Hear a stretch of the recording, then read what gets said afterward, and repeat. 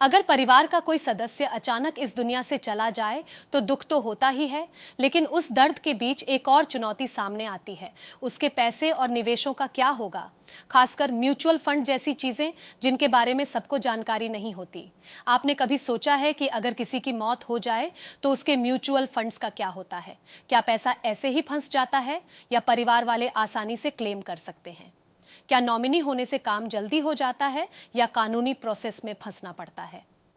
नमस्कार, मैं हूं संध्या बिष्ट और आप देख रहे हैं ईटी हिंदी।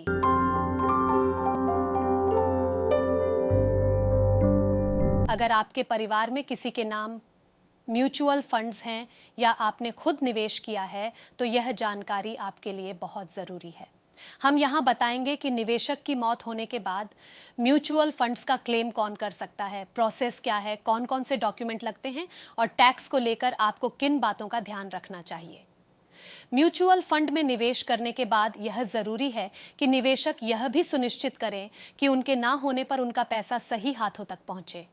इसके लिए यह जानना जरूरी है कि म्यूचुअल फंड किसे और कैसे ट्रांसफर होता है। अगर म्यूचुअल फंड जॉइंट अकाउंट में है और पहले होल्डर की मृत्यु अपडेट करवाने पर निवेश खुद बाकी बचे होल्डर को ट्रांसफर हो जाता है।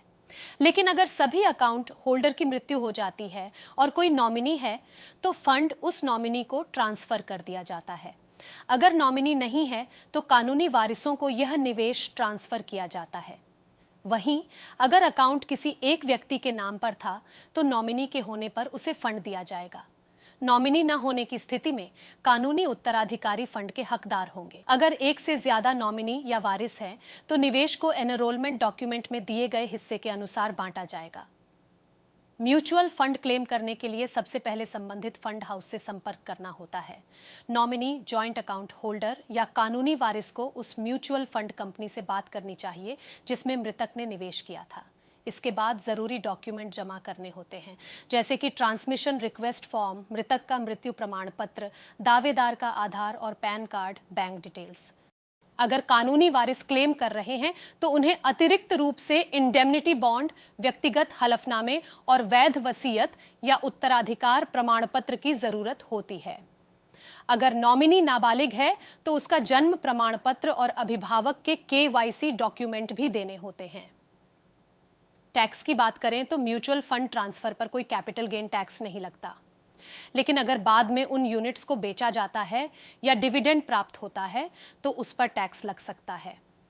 इसलिए निवेश करते समय नॉमिनी की जानकारी सही रखना और परिवार को निवेश की डिटेल्स बताना बहुत जरूरी है, ताकि भविष्य में किसी परेशानी का सामना न करना पड़े और उनका आर्थिक भविष्य सुरक्षित रहे।